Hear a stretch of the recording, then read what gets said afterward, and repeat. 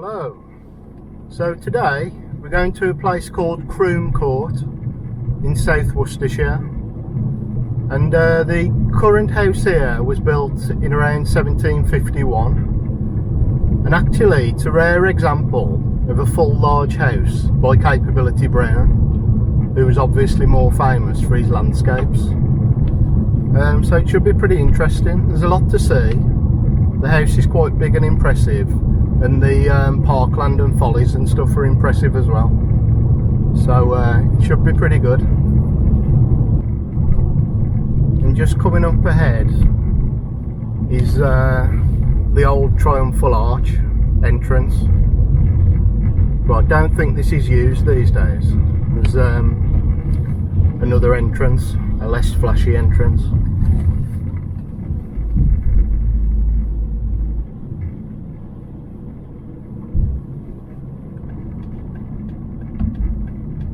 This is it.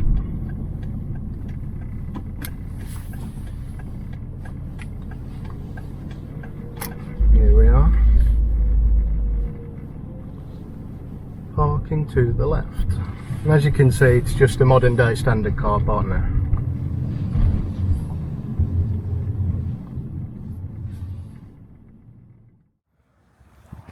Okay, so here we are inside the grounds at Croome. And as you can see, it's quite a glorious sight really. There's the house in the middle distance down there. And just as you arrive, there's this church here, which we'll have a look at first.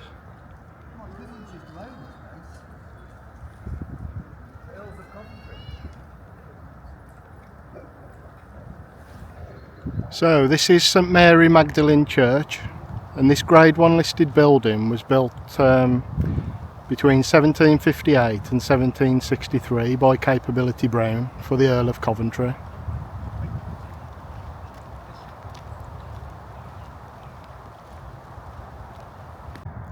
A medieval church nearer to the house was demolished to make way for this church, the interior of which was designed by Robert Adam.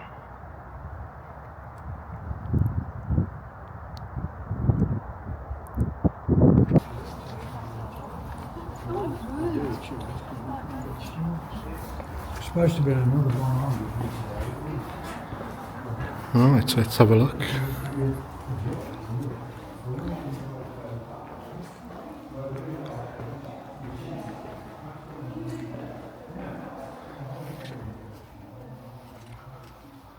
There's the pulpit, if that's the right word.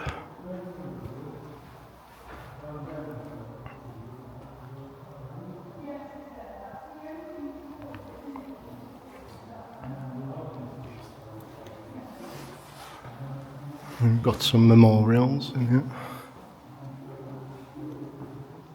I think this is one of the Earls of Coventry.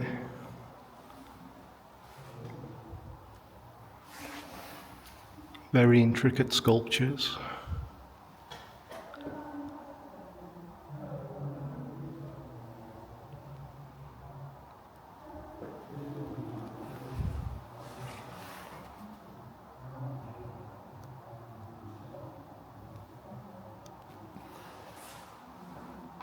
And there's 4 of these.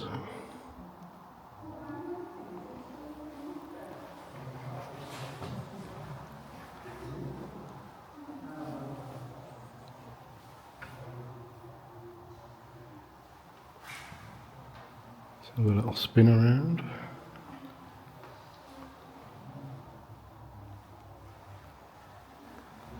It's probably one of the wives.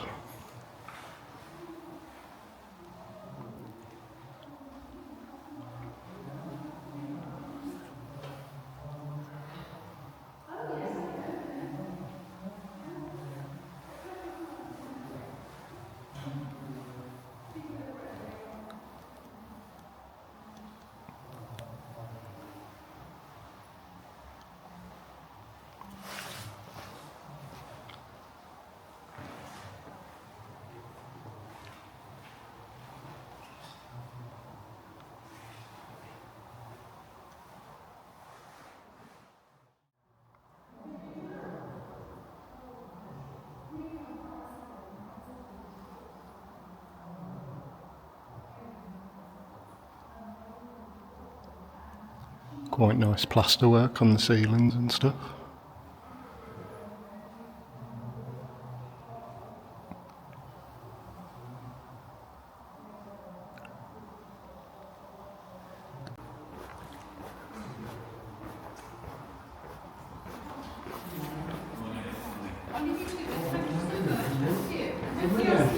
Yes, definitely. And as we walk out the front, there's one of quite a few eye catchers in the distance, right in front of us on the horizon. And I'll get my old camcorder out with a zoom and we'll have a little zoom in and stuff. And so from outside the front of the church, one of the really good follies we can see in the distance is the Panorama Tower. So I'm going to try and zoom in all the way from inside the park. See if we can find it. Should be in the middle. And there we have the Panorama Tower on its little hill. And I'm going to pop there so we can have a little close-up of it.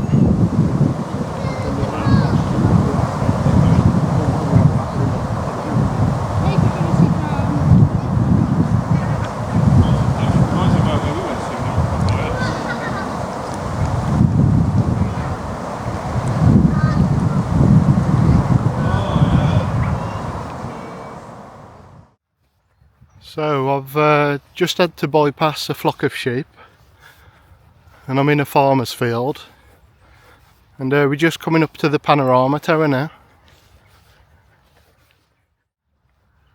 So here we are at the Panorama Tower on its hill, and this is grade 1 listed.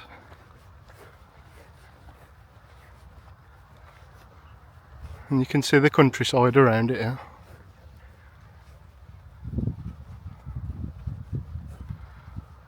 And in the distance I can actually see the church at Croome, but I'll zoom into that in a bit on my other camcorder, because we're here to have a closer look at the Panorama Tower here.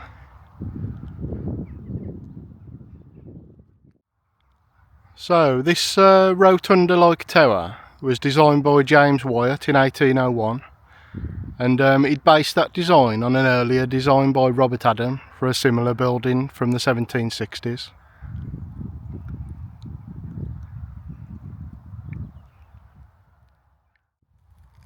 And the building is made of bath stone, like a lot of buildings at Croome, and it was modelled on the Triumphal Romano in Rome, and that was designed by Donato Bramante.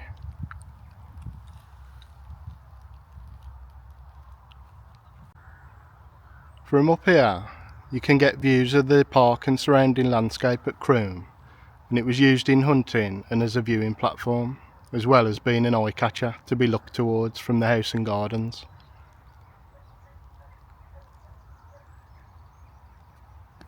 And as you can see, it's a circular 2-storey building, and it's got a central interior staircase which leads up to a viewing platform under the domed roof, where you can get views across Worcestershire to the Malvern Hills.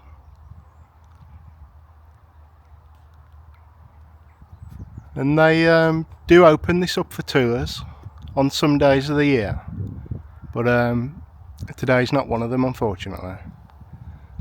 But yeah, you can get a rare glimpse inside occasionally.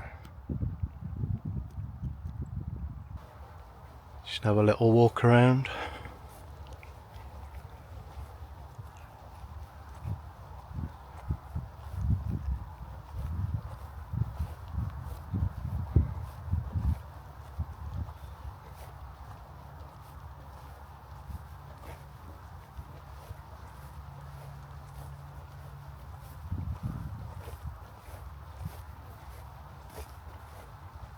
And like I say, I'm going to get my zoom camcorder out in a minute and try and have a zoom down to the church inside Croome Park.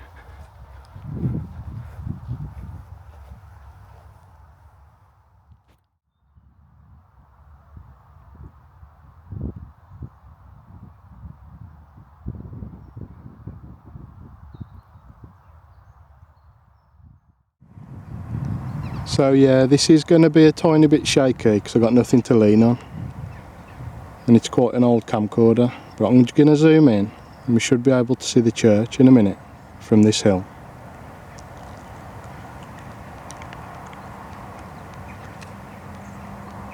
There we go, in the centre of the picture. I don't know if that's a mile or mile and a half away or something like that.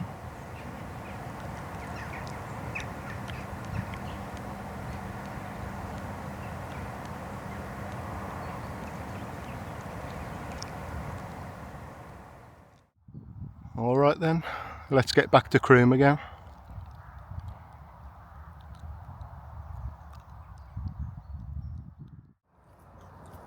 Okay, so we're back, and next I think I might have a little walk down to the house, see if we can have a look around.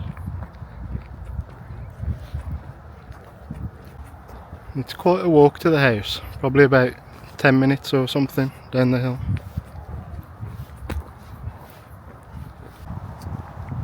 That's looking back up at the church on the top of its hill.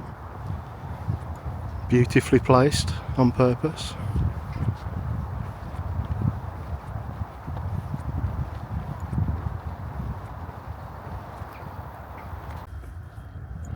And then to the left the house starts to come into view, and Croome Court, as it's called, is grade 1 listed.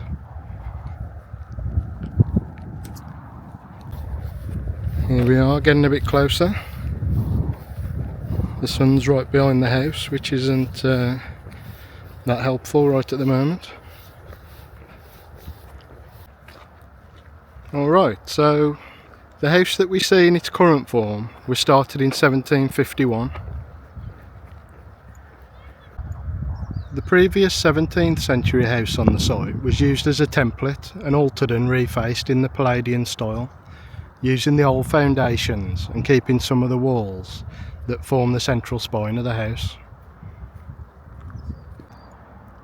The stone used to face the new house was the honey-coloured Bath stone, which was also used at the likes of Tinsfield and gives a lot of the buildings in the city of Bath their distinctive looks.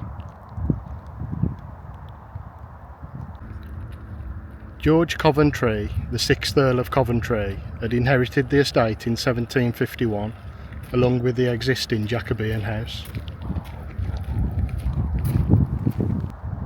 He commissioned Capability Brown, with the assistance of Sanderson Miller, to redesign the house and estate.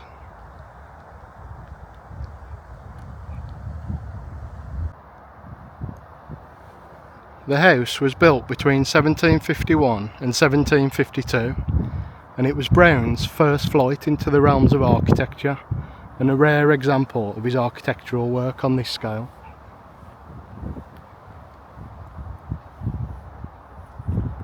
It looks like they've got a bit of scaffolding up on this side, doing a bit of restoration or something.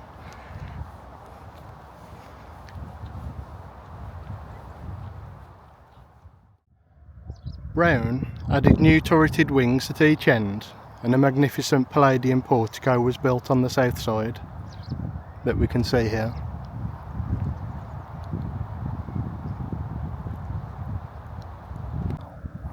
Here we can see that the south front has an Ionic portico and Venetian windows.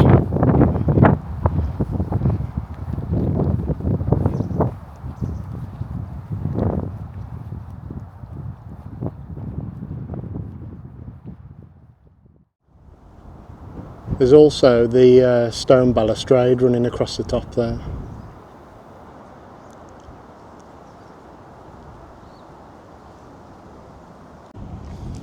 And then there's this broad stone staircase here with these code stone sphinxes on each side.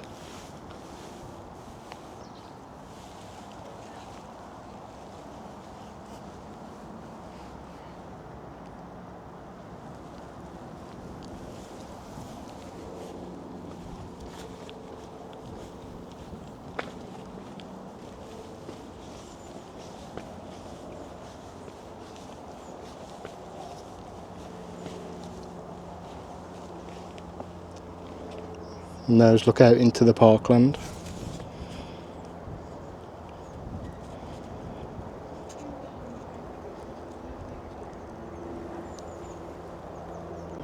This is underneath the portico area.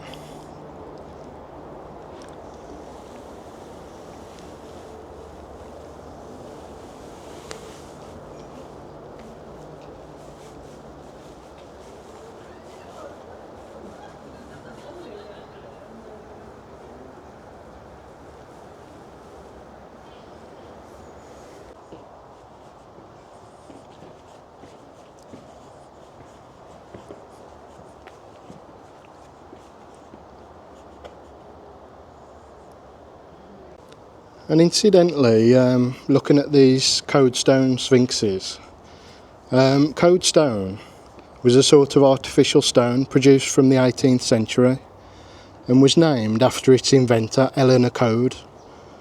It was apparently easier to work with than natural stone and is actually amazingly weather resistant. You can see examples of Codestone at many places, including the likes of Buckingham Palace and loads of other notable places. And I think the Code factory was in Lambeth in London. And there we go, there's the scaffolding that they've got up at the moment. I'm not sure what they're doing, but might be interesting to look back on in a few years. And just beyond that you can see the red brick of the service wing attaching onto the side of the house.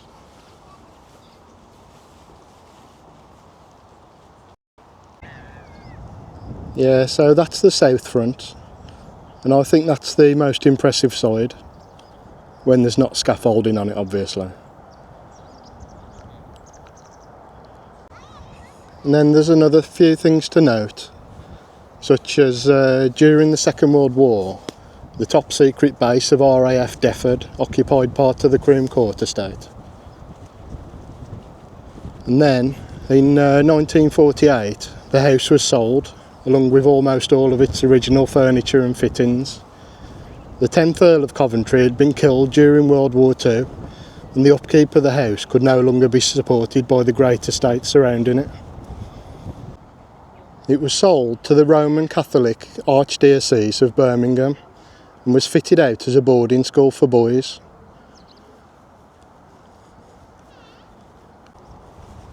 It was able to house around 140 pupils from all over the country, and the school occupied the whole of the court, the Red Wing and the stable block. And then, in 1979, the hall was actually taken over by the Hare Krishna movement, which used it as its UK headquarters and as a training college. And during their stay they did various things to the house, including repainting the dining room, before leaving the estate in 1984 for financial reasons. From 1984 onwards, various owners used the property as a training centre, apartments, a restaurant and conference centre, a hotel and golf course, and then once again as a private family home.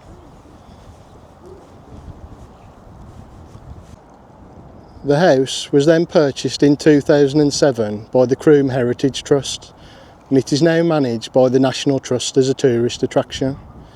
It opened to the public in September 2009, at which point 6 of the rooms had already been restored, and as you can see, restoration is now an ongoing process. Alright then, let's go around the other side and we'll have a little look inside the house before we carry on outside and have a look at the various follies and garden buildings and stuff.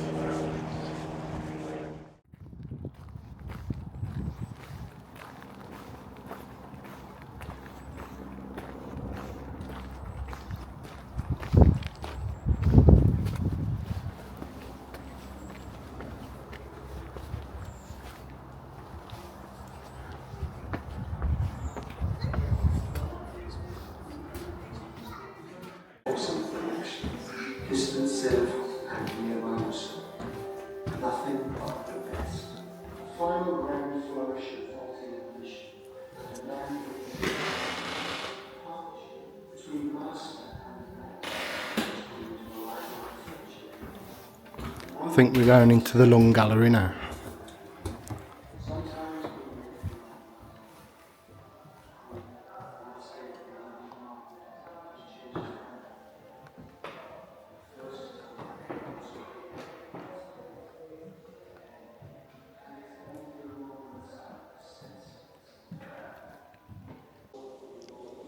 Yeah, so the long gallery was designed by Robert Adam and installed between 1761 and 1766. And this is actually one of the best preserved elements of the original interior.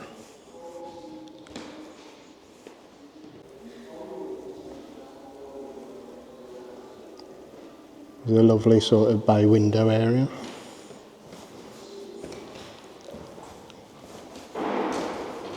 Looking out into the gardens.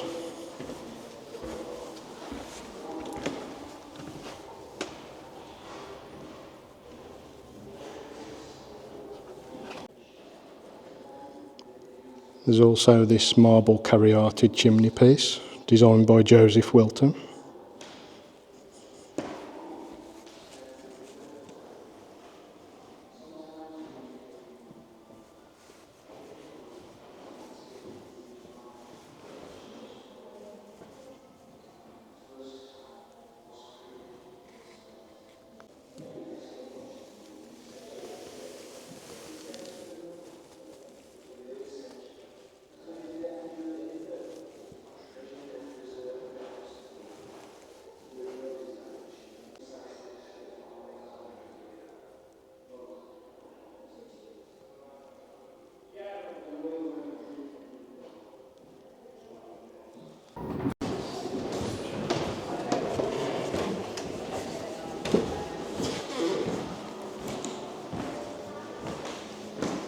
A lot of the rooms are not as ornate as they used to be, because of it having multiple uses over the years. But there's still some nice original fireplaces and stuff.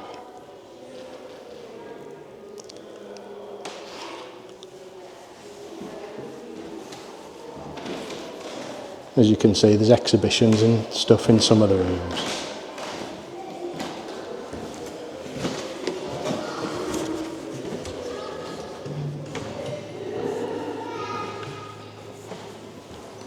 There's a nice ceiling in this one.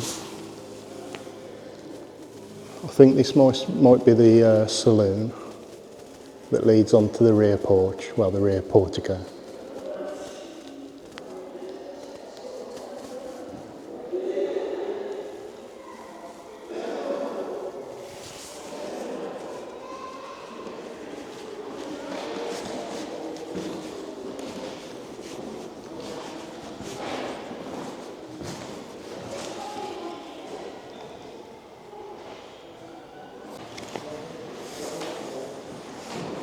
Another room here where pretty much only the nice thing left is the fireplace, or the mantelpiece, as you should say.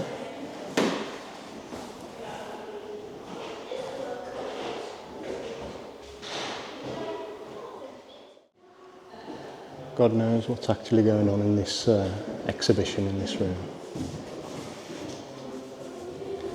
I think this is going to be mostly ceilings and mantelpieces.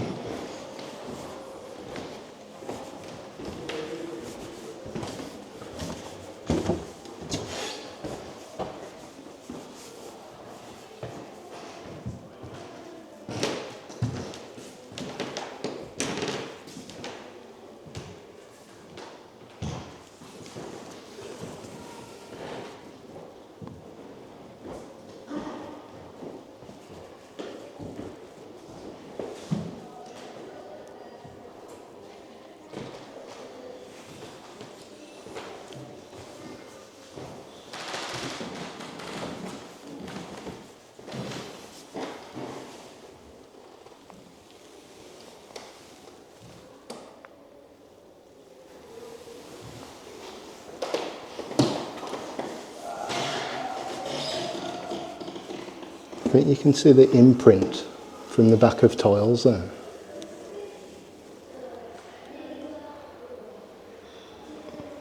Ah, and look, it's Hollins Minton tiles backwards. You can see where they've been printed. That's quite good.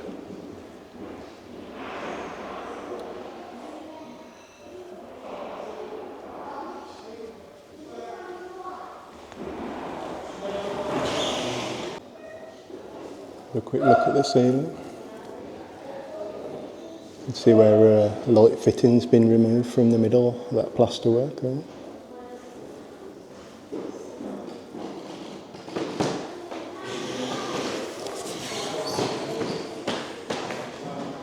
Not very ornate.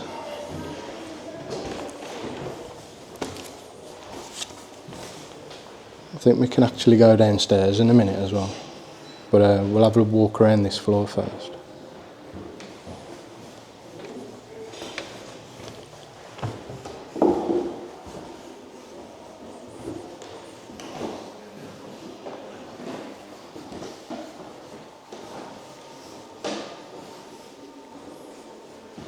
And I should say, a lot of the interiors in here were originally by Robert Adam and Capability Brown. So they would have been very impressive originally.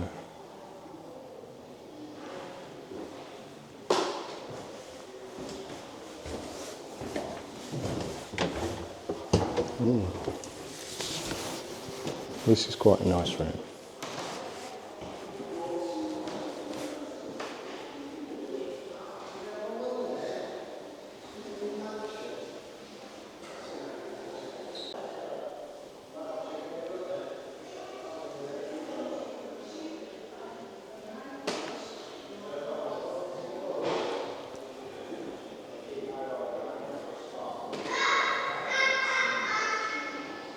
The colours are maybe a bit garish.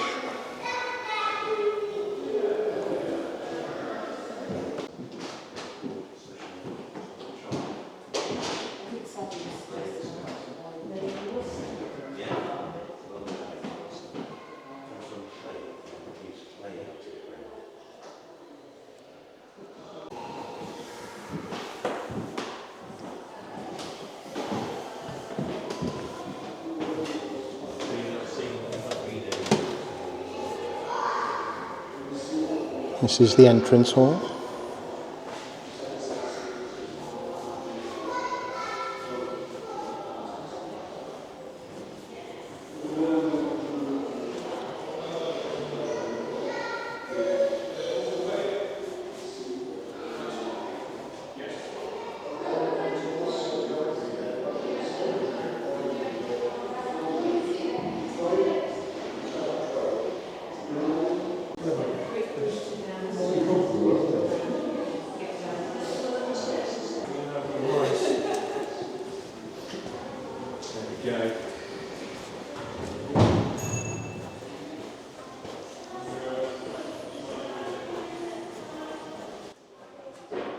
I think I might try and head downstairs now.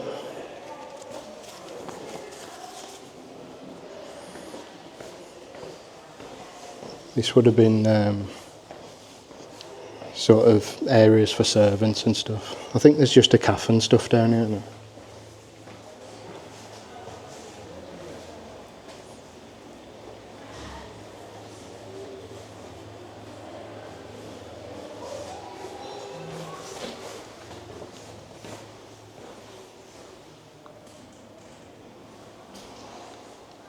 Yeah, definitely looks a lot more servanty down here, below stairs.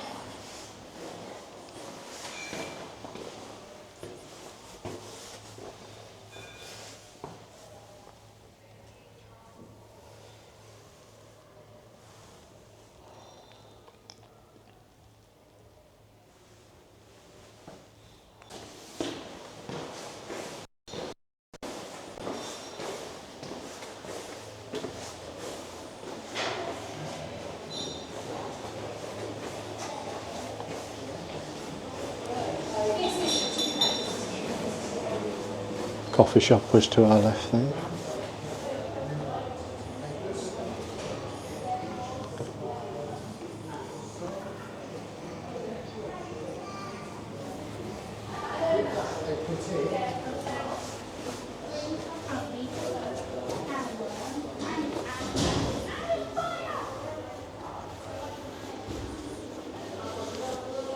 I bet this was something to do with the old school when it was here or something.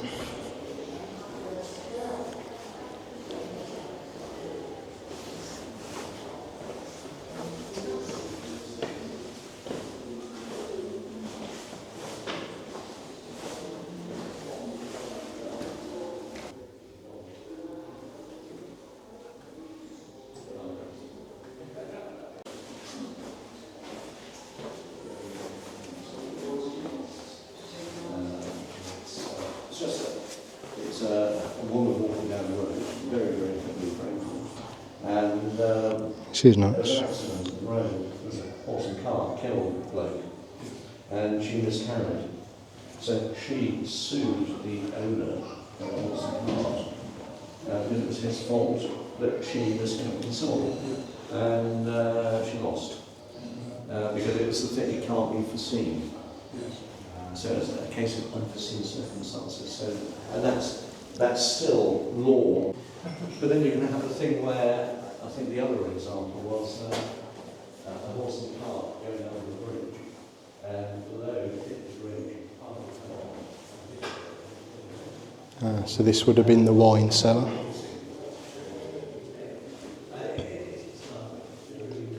It's where you would have stored your wine and stuff.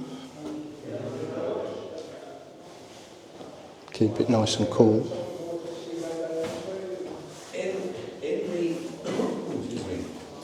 In the wine cellar at the far end, there's a window that was discovered there.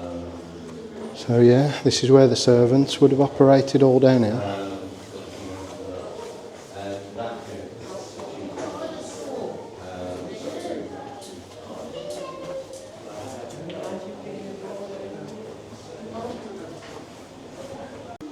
Alright, let's go back up.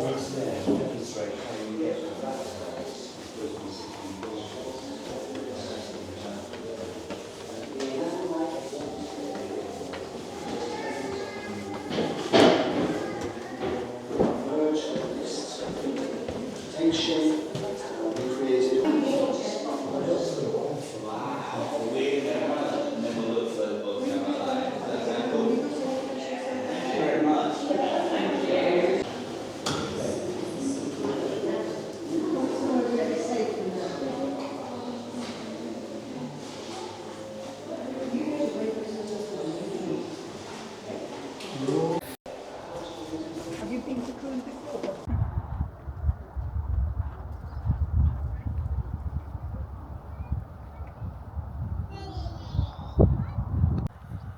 Okay, so obviously the house wasn't as impressive as a lot of the ones that I go to, but at least it gave us a chance to have a look inside. Okay, so basically what I'm going to do now is I'm going to head back up that hill towards where the church is and actually go off to the right, and I'm going to go on the trail of sort of the gardens and the parkland and all the different features and stuff. So it carries on way past behind the house and it goes all the way round and round and round and round, probably for quite a few miles, and it's going to be a big circuit basically. And I love follies and garden building, so it's time to enjoy myself. And while we're here with the house to the left of the picture there, you can see that there's a river that runs through the parkland down here, and it actually eventually terminates in a lake, and this river and the lake are artificial, and these were put in place by Capability Brown when he was constructing the landscape.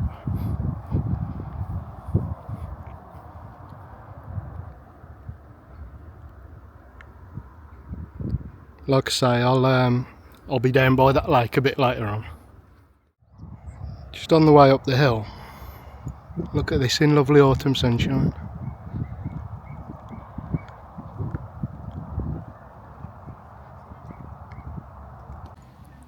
Okay, so I'm at the top of the hill again now, and not far from the church actually. Is this quite impressive ice house? A lot more complete than we usually find them. I think it's had some renovation work, but it shows you what it would have been like when it was first built and all intact. So there's the entrance. If we come back round the side, you can see the brick sides and then sort of the thatched roof for insulation.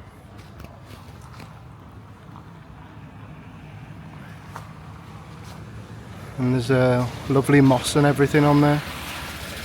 Keep it cool inside. There we go, there's the top. Let's see if we can have a little look inside.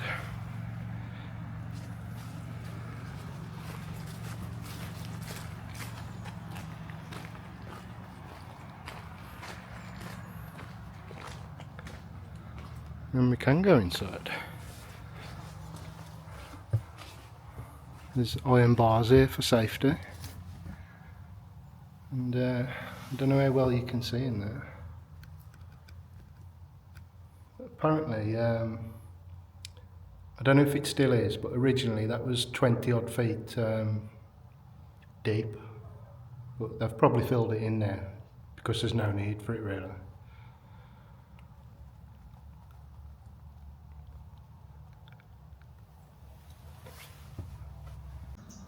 Yeah, so this ice house originally would have dated back to the 18th century. And actually the practice of building ice houses came to England from France in the 1700s. And by the 1800s it was increasingly common for major estates to have their own ice house to preserve food and cool beverages and stuff like that.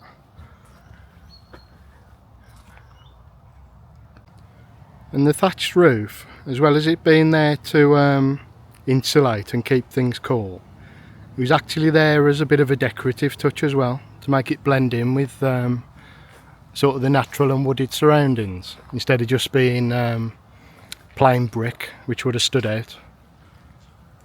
So as you can see, the colours and stuff on the roof fit in with the trees and that around it. So yeah, that is a really good example of an ice house. You don't see a lot this complete and looking this good, so fair play to Croome. Alright, let's walk on a bit further. Okay, so carrying on a bit further, and to the left we've got a familiar sight on these estates. We've got the ha-ha.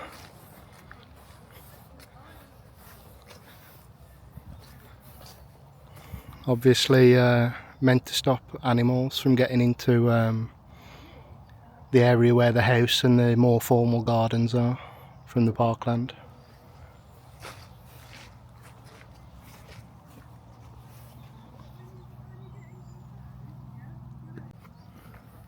And through these very old gates.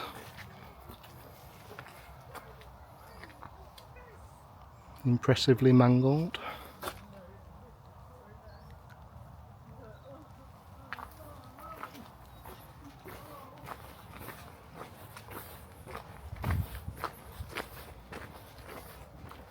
I think on the right here there's sort of the walled garden or kitchen garden, but it's closed today.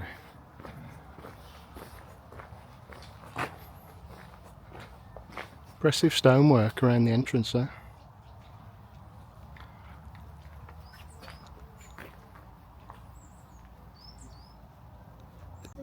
Just a quick peek into the kitchen garden. This is apparently privately owned now.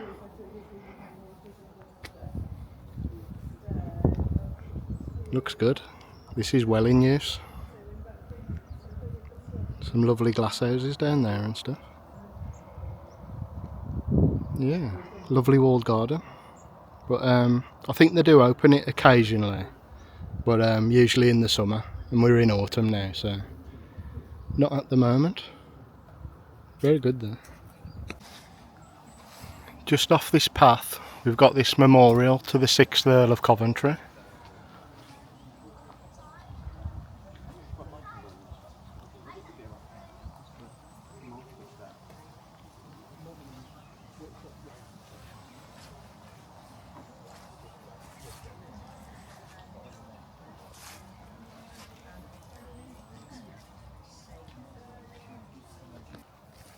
The plaque basically explains how he created the house and gardens and parkland and everything. And a nice urn on the top.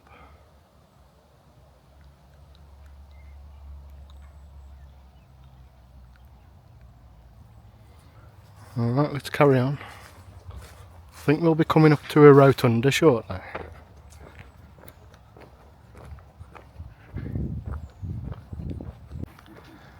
So here we are at the rotunda. And the Georgians loved these rotundas in their gardens.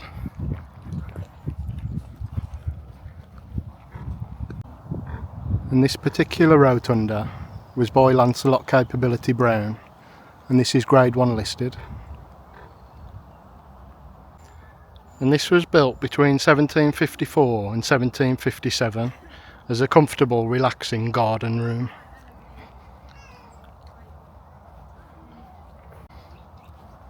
Let's have a look inside. And the interior plasterwork was created by Francesco Vasile, and he also did a lot of the plasterwork in the house.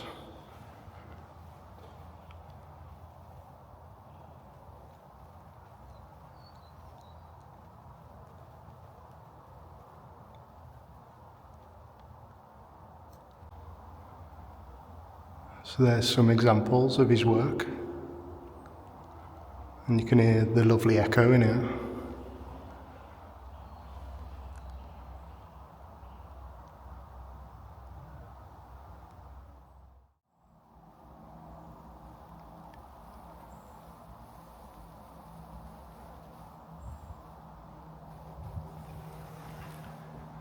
This is a lovely example of a rotunda, especially the interior.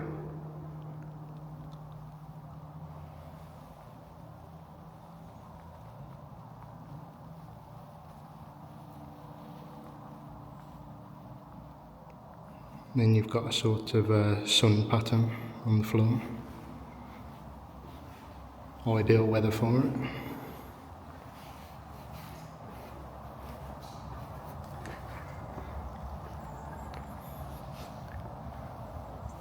And lovely cedar of Lebanon trees around.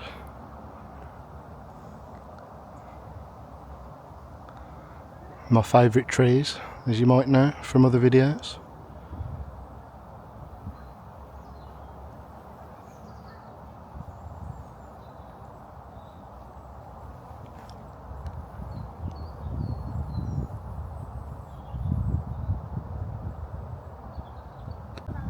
The Portland stone panels above the windows and door are Robert Adams' design, and these were carved by Seferin Alka and added in 1763.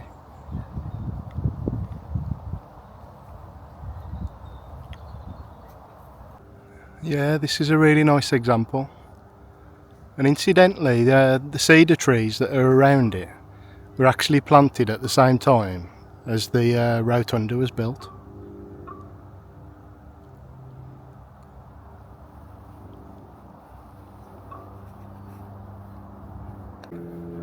And as you can see from this area, there's really nice views out into the parkland.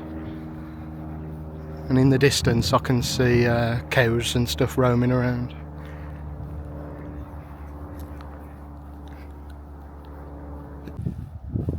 Okay, so we'll leave the rotunda now and go down this hill, and we'll carry on the circuit.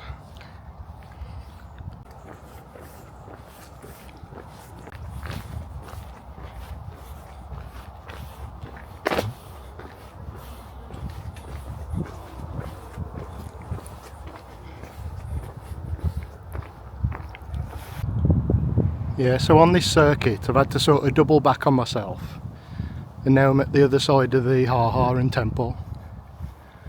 We have to follow this path for quite a while to the next feature, and this goes off to the right in the parkland.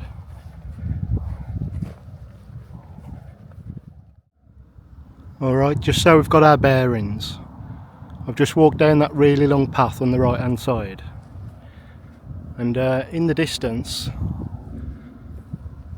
you can see the house And then to the right, going up the hill a bit, that's the Rotunda, where we were not long ago. And then if we go down a bit, you might be able to see the river running through, or the artificial river running through the landscape. Now we're just towards the end of this path that I wanted to be on, and the next feature should be around the corner, I believe. Just while I'm here, I'll do a bit of a zoom to the house and stuff, or maybe take a picture or two.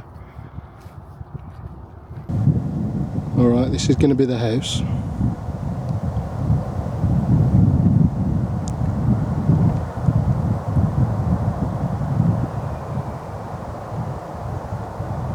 With a tree in front of it.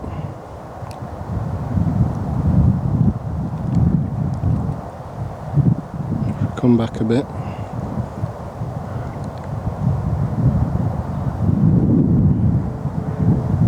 Just up the hill. And you can see the cedars around it. The Rotunda. So this is the Rotunda in relation to the house. And how far away we are from it now.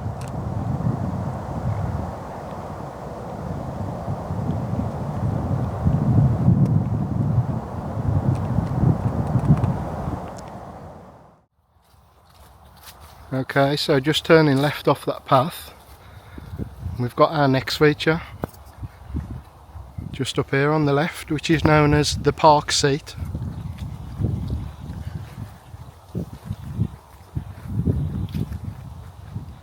And this was designed by Robert Adam in around 1766.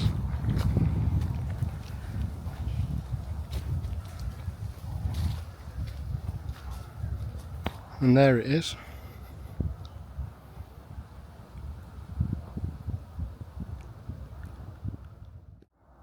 And this has also been known locally as the Owl's Nest, as it used to be a home to a barn owl.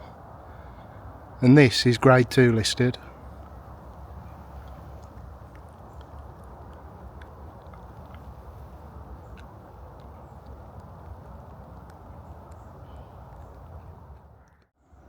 And from the park seat there's a glorious view of the artificial river with some livestock behind it, and then you can just about see the house to the left of the big tree.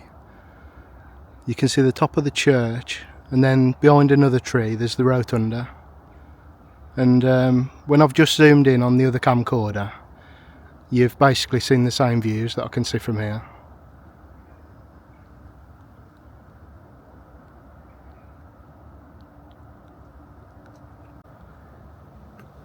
And this again was made of bath stone, same as the house. And it was built basically as somewhere to relax and give good views of the Parkland and house and stuff, which it does do, to be fair. Should we have a little look around the back?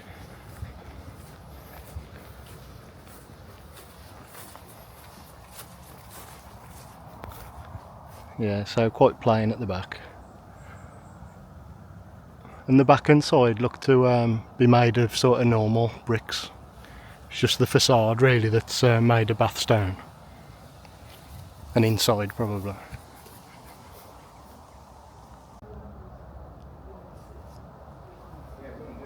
It's even got gates on the front, as you can see here. So very nice building this.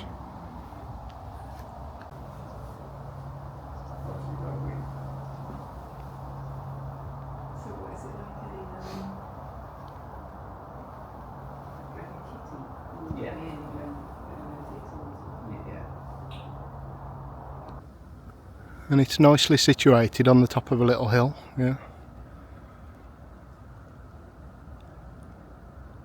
Alright then, let's head down towards the river and stuff.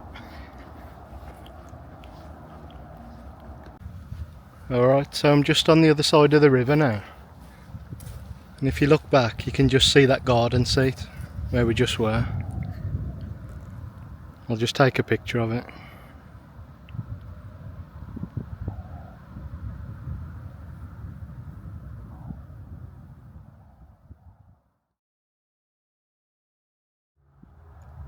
And in the distance you can just see the Rotunda on the top of its little hill. So you can tell that the master planners are out planning this estate.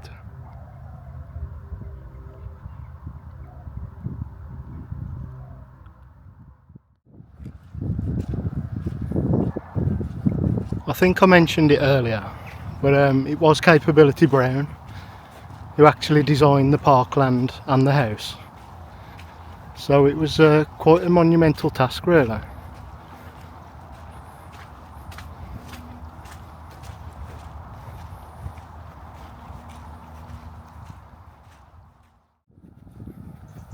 And as we get down closer to the house, but on the other side of the artificial river, what did they plan here? Well, this Chinese bridge here, with the house just looking lovely behind it.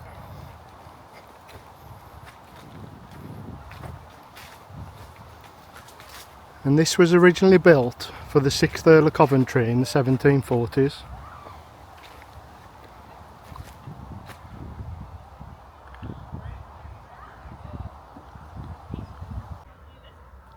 And this has actually been reconstructed in recent times after the bridge's original location and width were verified by archaeologists.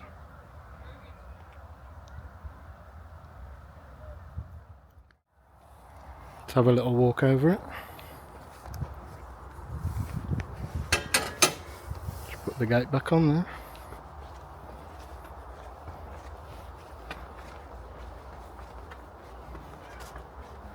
As you can see, you get over the bridge and then you got the house in the background.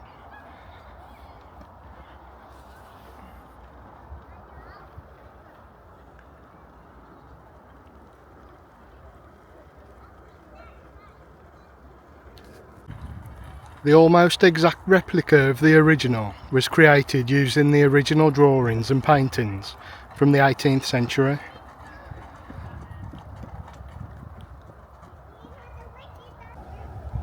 The reconstructed bridge has been made using English oak by the Green Oak Company, who I believe have also reconstructed one at Stowe.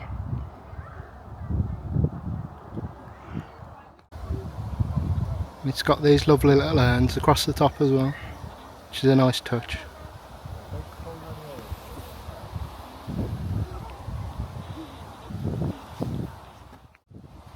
And slightly larger ones at the bottom end. So yeah, that's the Chinese bridge.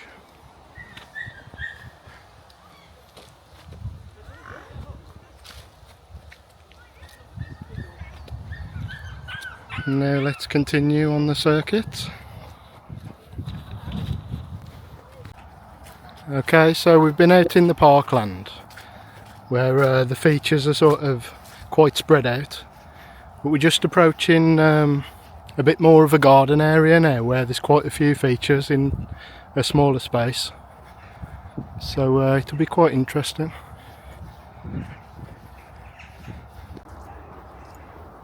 Okay, so we've seen the artificial river, and that artificial river sort of terminates in this artificial lake down here with quite a few features dotted around it.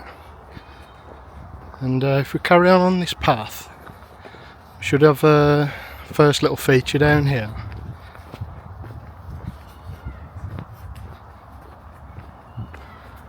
Alright, so this is what they call the lakeside urn.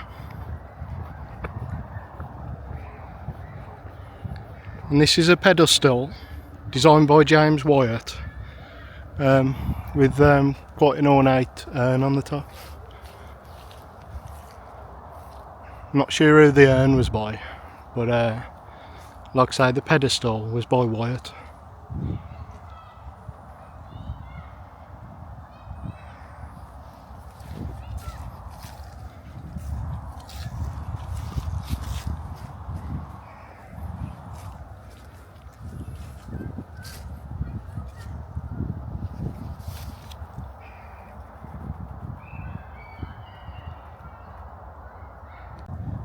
And this is grade 2 listed and dates from around 1800, and it was somewhat restored during the 1990s.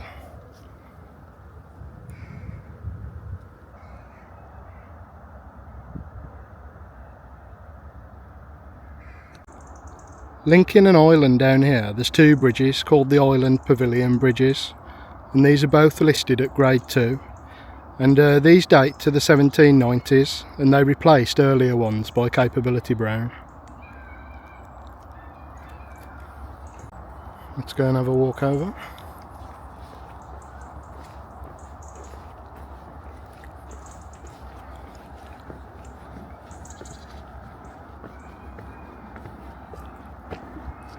As you can see, this looks out onto the lake.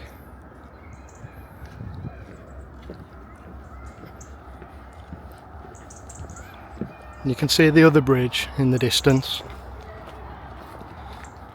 But in the middle, there should be a pavilion, as we can see here.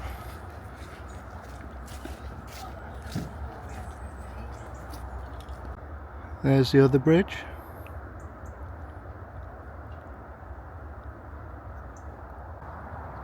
And the Island Pavilion again is made from bath stone, just like the house, and a couple of the other features in the gardens. And this dates to around 1776, and this was also by Robert Adam. So as you can see, there's quite a lot of garden buildings by Adam at Croome.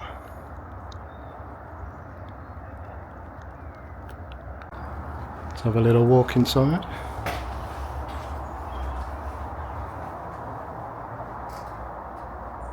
As you can see, nice decoration inside.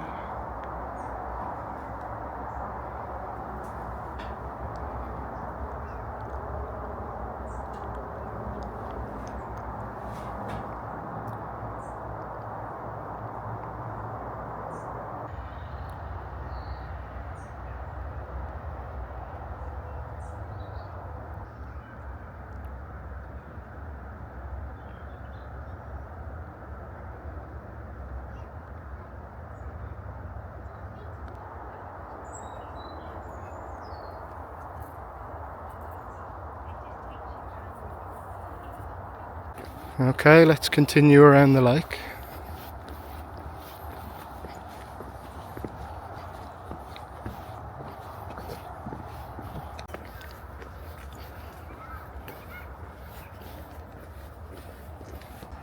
And then when we get to this corner of the lake, we have the grotto and the sculpture of Sabrina,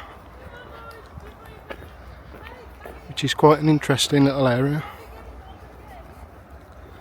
And this whole sort of section is listed at grade 2 as well.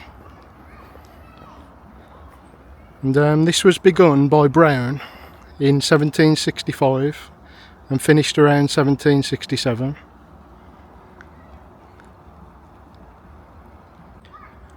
And this sculpture of the nymph Sabrina was added in the 1780s.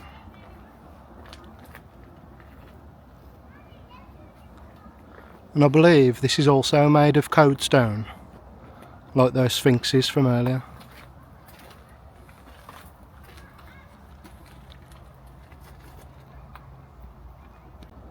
And I think this was also restored somewhat in the 1990s.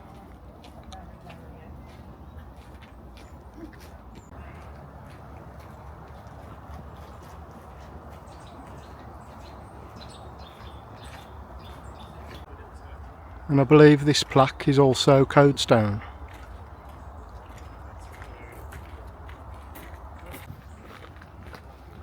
And sort of at the centre you've got this little alcove seating area.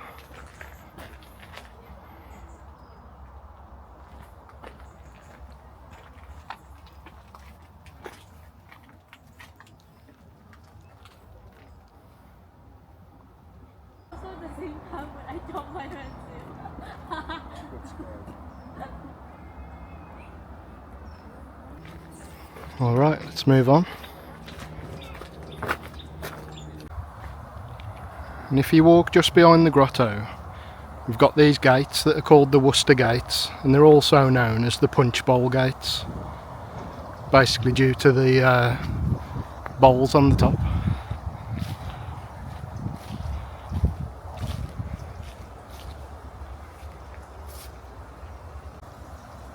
And these are grade 2 listed and originally date from the 1760s, although they were rebuilt in 1794 by James Wyatt. And the bowls that adorn the tops are also made of codestone.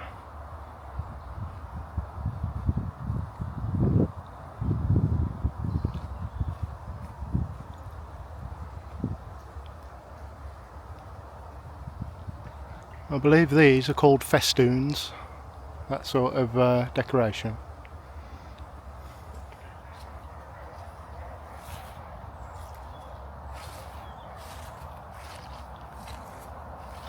Alright then, back to following the lake around.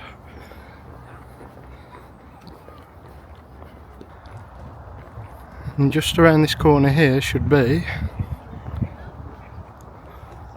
and it is, a monument to Capability Brown. I think he deserves it for this park in particular. Here we go, to the memory of Lancelot Brown.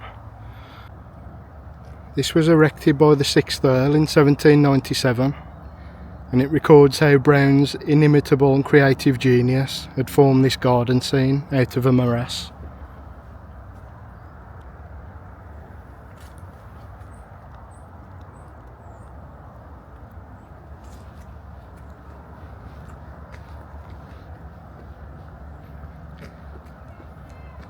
And that looks out onto the lake.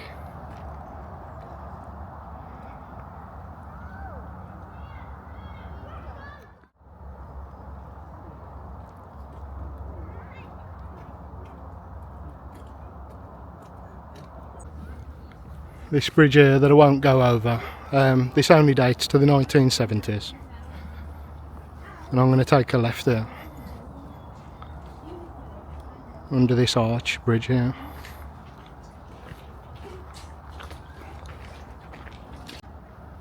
And this is known as the Dry Arch Bridge, and this is grade 2 listed, and this was built to Capability Brown's design in 1765.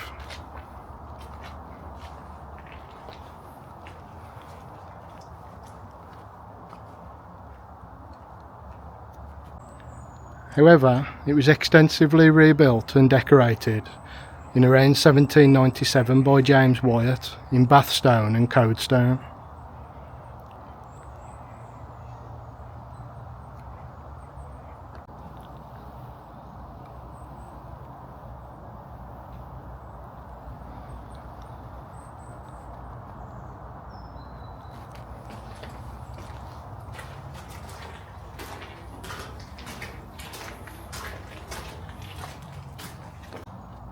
And this is it from the other side.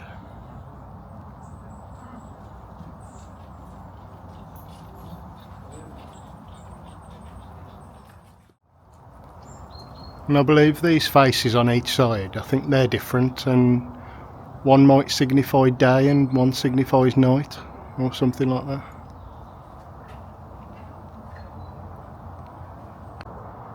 And this is the one from the first side we came through. Do you know what's really cool?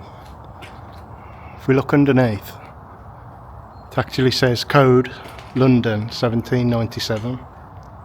So that would have been codestone from the Lambeth works, I would expect.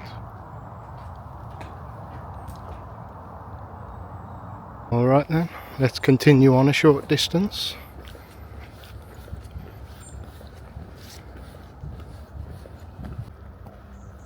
Alright, so just up here we have the Druid statue, and this again is by James Wyatt.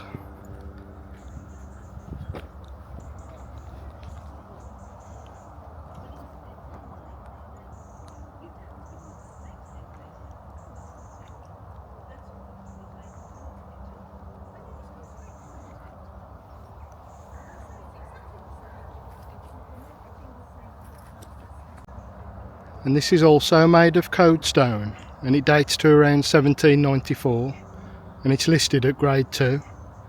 And the actual Druid was restored in the 1990s.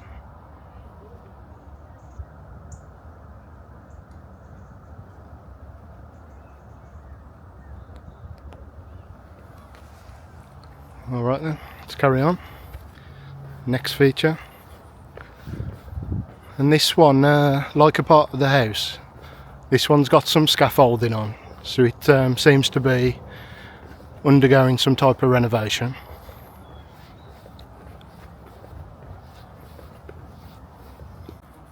And this is what's known as the Temple Greenhouse, and this one was designed by Robert Adam, and this is quite an important building because this is grade 1 listed, and this was completed by around 1763.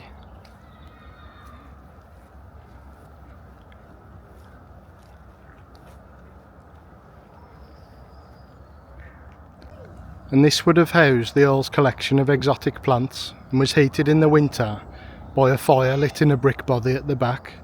Then the heat was channelled underneath through gaps in the floor.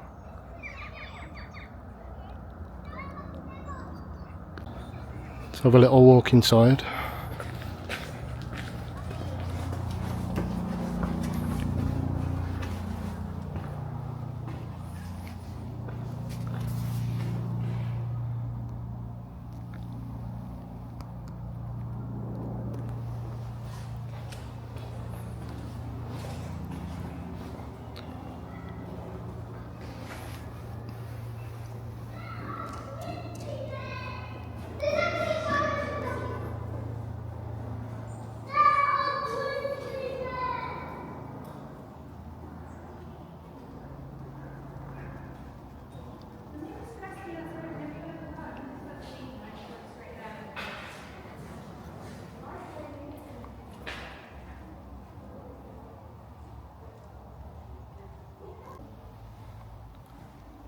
As you can see, they're keeping a few plants and things in here.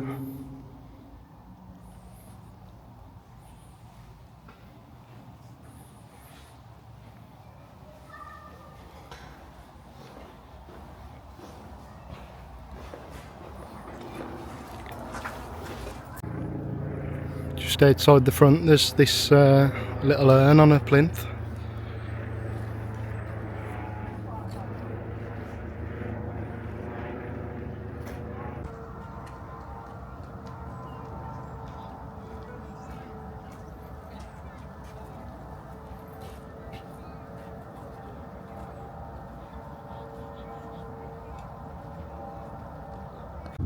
I've probably got some pictures somewhere from a visit around 10 years ago or something, so I might try and pop a quick picture up.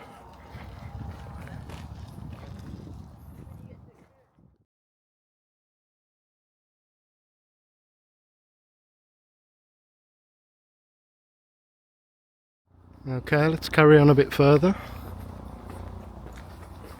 And there's not that much left to see now, just one or two things, which is a good job because I've already walked 7 miles today. Now, before we carry on to the end of the garden circuit, there is another large eye-catcher stroke folly, and it's about 1.5 miles or something like that outside the park. And you can't actually see it from inside the park nowadays due to tree growth.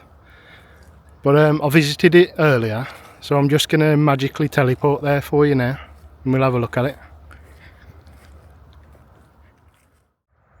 So, here I am at one of the follies outside the park, maybe 1 mile or so outside the park, and this is Dunstall Castle, and this is grade 2 star listed.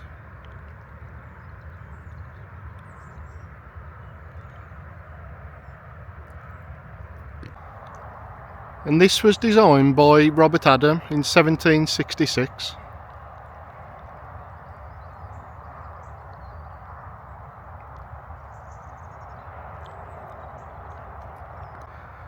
And Adam deliberately designed this as a whimsical folly with elements of both a castle and a church.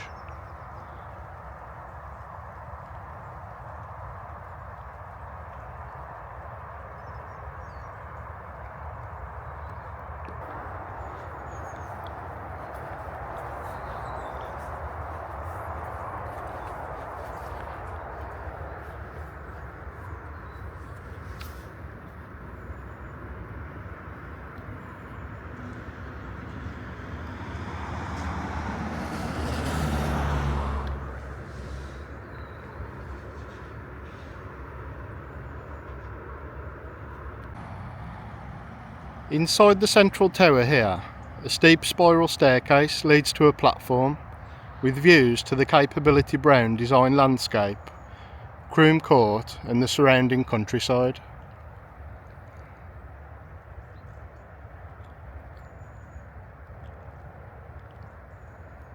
Unfortunately we can't go in there at the moment, but I bet the views are spectacular from the top.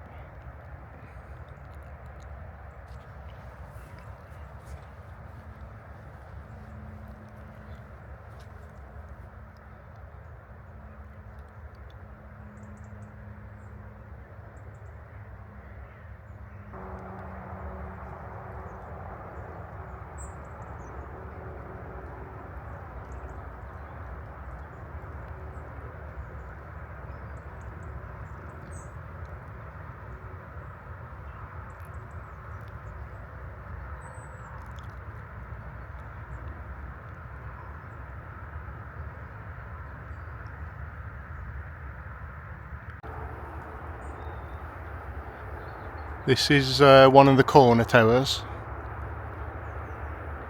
As you can see, the sides are not actually complete on this side. Probably never built, I'm guessing, as it was just a follow.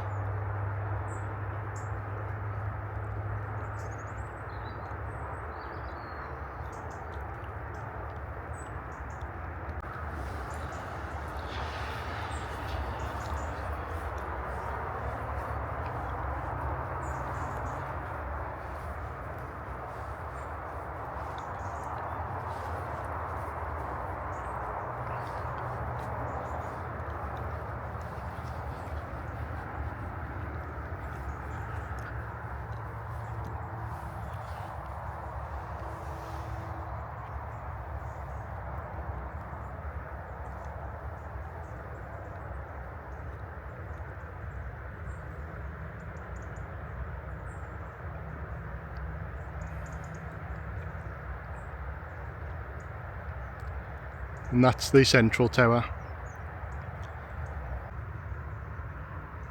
So yeah, that's quite an impressive folly for the landscape.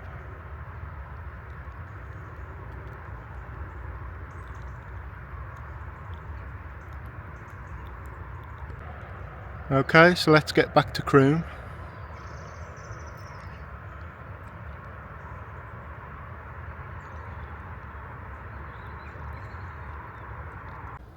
Alright, now we're back inside the park at Croome, and here we've got an 18th century stone statue of the Greek god Pan, of Pan's Labyrinth fame I suppose.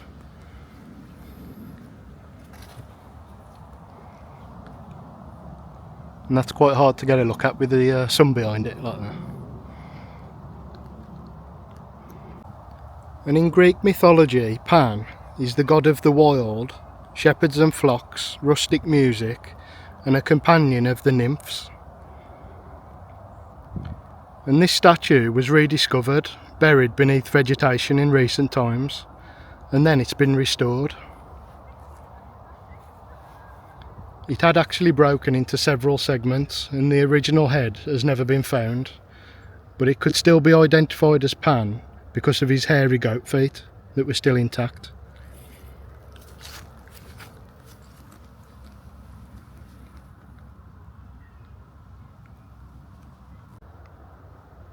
Yeah, so that was the statue of Pan.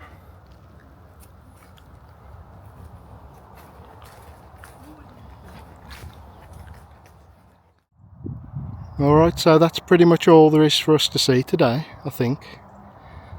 And you have to say that Croome is quite a remarkable place, really. Because it only lost, 2 or 3 features from its original 18th century parkland. And when you consider that Capability Brown, Robert Adam and James Wyatt all came together and combined forces to create everything you see here, like I say, it is quite remarkable. And I'm sure you'll agree that the parkland is absolutely beautiful. And I mean, the house, it is what it is really. It's been through lots of different hands of different organisations and stuff, so it's obviously not what it once was. but it was still worth a little look around. Yeah, so all there is left for me to say really is thanks a lot for watching. I really appreciate it, and I'll see you next time. Thanks a lot.